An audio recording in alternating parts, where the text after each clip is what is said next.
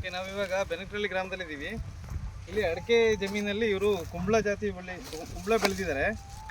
Actually ನೋಡಿ, ಅಡಿಕೆ ಒಂದು ಸಣ್ಣ ಗಿಡ ಇದೆ. ಸೊ ಇದರಲ್ಲಿ ನಾವು ಖಾಲಿ ಭೂಮಿನ ಹಾಗೆ ಬಿಡೋದೇನು ಅಂತ ಈ ನವೀನಣ್ಣ ಅಂತೇಳಿ ಇವರು ಬೆನಕನಹಳ್ಳಿ ಅವರು. ನಮಸ್ಕಾರ. ಇವರು ಈ ಭೂಮಿನ ಅಂದರೆ ತೋಟ ನೋಡಿ, ಇದು ಇವ್ರ ಜಮೀನಲ್ಲ, ಇವ್ರ ಜಮೀನು ನೋಡಿಕೊಂಡು ಇದರಲ್ಲಿ ಇವರು ಕುಂಬಳ ಬೆಳೀತಾ ಇದ್ದಾರೆ. ನೋಡಿ ಆಲ್ರೆಡಿ ಕುಂಬಳ ಇವಾಗ ಈ ಸೈಜ್ ಬಂದಿದೆ, ಚೆನ್ನಾಗಿ ಬರ್ತಾ ಇದೆ. ನೋಡೋಣ ನಿಮ್ಮ ಎಕ್ಸ್ಪೀರಿಯನ್ಸ್ ಏನಿದೆ ಇದರಲ್ಲಿ. ಕುಂಬಳ ಆ್ಯಕ್ಚುಲಿ ಅಡಿಕೆನಲ್ಲಿ ಕುಂಬಳ ಮಾಡಿದ್ದೀರಿ, ಇದ್ರದ್ದು ಏನೇನು ನಿಮ್ಮ ಎಕ್ಸ್ಪೀರಿಯನ್ಸ್ ಏನಿದೆ ಹೇಳಿ. ಎಕ್ಸ್ಪೀರಿಯನ್ಸ್ ಅಂದರೆ ಸರ್, ನಾನು ಕಳೆದ ವರ್ಷದಿಂದ ಮಾಡ್ತಾ ಇದ್ದೀನಿ. ಕಳೆದ ವರ್ಷ ಒಂದು 3 ಎಕರೆ ಮಾಡಿದ್ದೆ.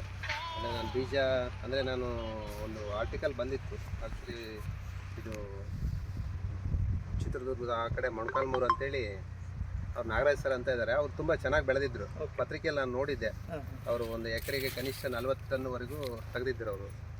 ಆವಾಗ ನಾವು ಅವ್ರನ್ನ ಹೋಗಿ ಭೇಟಿ ಮಾಡಿದಾಗ ಅವ್ರು ನಮಗೆಲ್ಲ ಮಾಹಿತಿ ಹೇಳಿದರು. ನಾನು ಸದ್ಯನೂ ಕೂಡ ಈಗ ಅವರಿಂದನೇ ಬೀಜ ತರಿಸಿ ನಾನು ಇಲ್ಲೆಲ್ಲ ಅಷ್ಟು ಸಸಿ ಮಾಡಿಸಿ. ಯಾವ ತಳಿ ತಂದ್ರಿ ನೀವು? ಇದು ನಾಟಿ ಕುಂಬಳ ಸರ್. ಇದು ನಾಟಿ ಕುಂಬಳ, ಹೈಬ್ರಿಡ್ ಅಲ್ಲ ಸರ್. ಇದು ಹೈಬ್ರಿಡ್ ಅಂತ ಹೇಳಿದ್ರೆ ಅದನ್ನೆಲ್ಲ ಬಸ್ಸಿಂಗ್ ಹಾಲಿಗೆ ಅದಕ್ಕೆಲ್ಲ ಇಡ್ತಾರೆ. ಇದಲ್ಲ ಸರ್, ಇದು ಆ್ಯಕ್ಚುಲಿ ತಿನ್ಲಿಕ್ಕೆ ಹೋಗೋದು, ಸ್ವೀಟಿಗೆ ಹೋಗ್ತದೆ, ಸಾಂಬಾರಿಗೆಲ್ಲ ಹೋಗ್ತದೆ.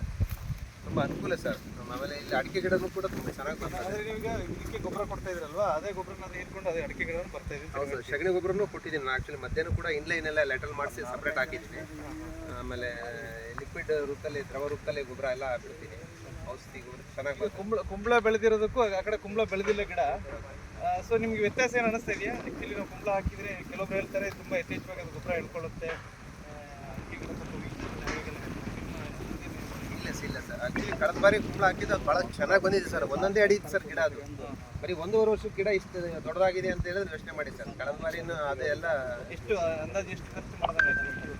ನಾನು ಇನ್ಲೈನ್ ಲ್ಯಾಟ್ರಲ್ ಗಿಟಲ್ ಎಲ್ಲ ಸೇರಿ ಒಂದು 60-70 ಸಾವಿರ 75 ಸಾವಿರ ಖರ್ಚು ಬರುತ್ತೆ ಸರ್ 1 ಎಕರೆ ಮಾಡಲಿಕ್ಕೆ. ಆದರೆ ಭಾಳ ಡಿಲಿಷಿಯಸ್ ಮಾಡ್ಬೇಕು ಸರ್. ಸುಮ್ಮನೆ ಎಲ್ಲ ಇಲ್ಲಿ ಹೊಲದಲ್ಲಿ ಮಾಡಿ ಮನೇಲಿ ಕೂತ್ಕೊಂಡ್ರು ಬರಲ್ಲ ಸರ್. ಇದು ಭಾಳ ಎಲ್ಲ ಸೂಕ್ಷ್ಮ ನಾವು ನೋಡಬೇಕಾಗುತ್ತೆ. ಹುಳ ಬಿದ್ದಿರುತ್ತೆ, ಅದಕ್ಕೆಲ್ಲ ಗೊಬ್ಬರ ಕೊಡಬೇಕು, ಔಷಧಿ ಕೊಡಬೇಕು. ಹುಳನೆಲ್ಲ ಕೆಲವೊಂದು ಟೈಮ್ ಹಿಡಿಸಿದ್ದೀನಿ ಸರ್ ನಾನೀಗ. ಮನೆ ಲೇಬರ್ ಹಚ್ಚೆಲ್ಲ ಹುಳ ಹಿಡಿಸಿದ್ದೀನಿ. ಭಾಳ ಆಳವಾಗಿ ಇದ್ರ ಬಗ್ಗೆ ಯೋಚನೆ ಮಾಡಿದ್ರೆ ಮಾತ್ರ ಬರ್ಲಿಕ್ಕೆ ಸಾಧ್ಯ ಸರ್. ಇಲ್ಲಿ ಕಷ್ಟಪಡಬೇಕು ಅಂತ ತುಂಬ ಕಷ್ಟಪಡ್ಬೇಕು ಸರ್. ಇದು ನೋಡಿ, ಆ್ಯಕ್ಚುಲಿ ಇದರಲ್ಲಿ 2 ಜಾತಿ ಹೂ ಬರುತ್ತೆ. ಒಂದು ಉದುರೋಗುತ್ತೆ ಸರ್ ಅದು. ಇದು ಈಗ ಆ್ಯಕ್ಚುಲಿ ಗಂಡು ಹೂ. ಇದನ್ನು ಕೀಳ್ತಾ ಇದ್ದೀನಿ ನಾನು. ಇದು ಕಾಣ್ತಿದೆ ಅಲ್ವಾ? ಇದು ನೋಡಿ, ಇದು ಗಂಡು ಹೂ. ಇದರಲ್ಲಿ ನಿಮಗೆ ಪೋಲನ್ಸ್ ಇರುತ್ತೆ. ಇದು ಪರಾಗಸ್ಪರ್ಶ ಮಾಡಿ ಹೆಣ್ಣು ಹೂ ತೋರಿಸ್ತೀನಿ ನಿಮಗೆ. ಇದು ನೋಡಿ, ಆ್ಯಕ್ಚುಲಿ ಹೆಣ್ಣು ಹೂವಿಗೆ ಹಿಂದ್ಗಡೆ ಈ ಥರ ಇರುತ್ತೆ. ಆಲ್ರೆಡಿ ನೀವು ಕಾಯಿ ಕಟ್ಟಿರುತ್ತಿದ್ದು ಚಿಕ್ಕದಾಗಿರುತ್ತೆ. ಇಲ್ಲಿ ಪೋಲನ್ ಬಿದ್ದು ಇದು ಪರಾಗ ಸ್ಪರ್ಶ ಆಗಿ ಇದಾಗಿರೋದು. ಆ್ಯಕ್ಚುಲಿ ಸಣ್ಣದಿದೆ, ತೋರಿಸ್ತೀನಿ ನಿಮಗೆ.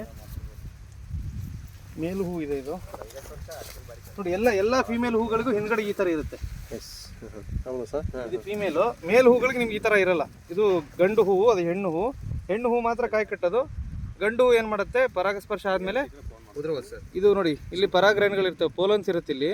ಇದು ಇಲ್ಲಿಂದ ಇದರಲ್ಲಿ ಜೇನುಹುಳಗಳು ಆಟ ಆಡುತ್ತಲ್ವಾ, ಜೇನುಹುಳ ಆಗಿರ್ಬೋದು, ನೊಣಗಳು, ಬೇರೆ ಎಲ್ಲ ರೀತಿ ಕೀಟಗಳು ಬಂದು ಇಲ್ಲಿಂದ ಪೋಲನ್ ತೆಗೆದುಕೊಂಡು ಹೋಗಿ ಇಲ್ಲಿ ಪಾಲಿನೇಷನ್ ಮಾಡುತ್ತೆ.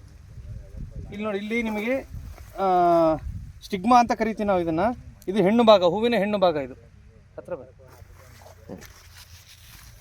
ಇದು ನೋಡಿ, ಇದು ಆ್ಯಕ್ಚುಲಿ ಹೂವಿನ ಹೆಣ್ಣು ಭಾಗ.